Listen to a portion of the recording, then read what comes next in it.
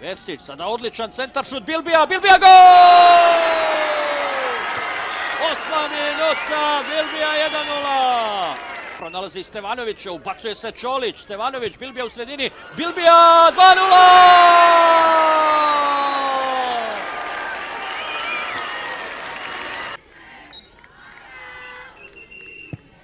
Višća, centar šut je bio dobar, evo udarca, 3:0! Kakav gol Bešića, 15. minuta, 3:0.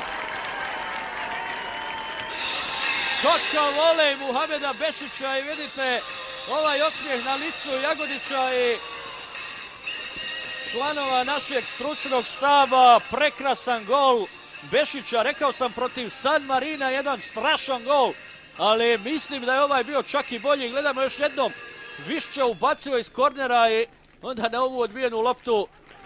Kakav volej udarac, sjajno. G. Kelios nije imao apsolutno nikakvu šansu, evo ovaj ugao će nam to bolje ponuditi, 20 metara od gola, rijetko viđen pogodak, zaista rijetko viđen pogodak, 3:0 imamo protiv Grka, a ovog momenta prošlo je 15 minuta utakmice. Stevanović, odlično, kakav potez sada, Čolić, Bilbija, 4:0 Đurić, 16. minuta.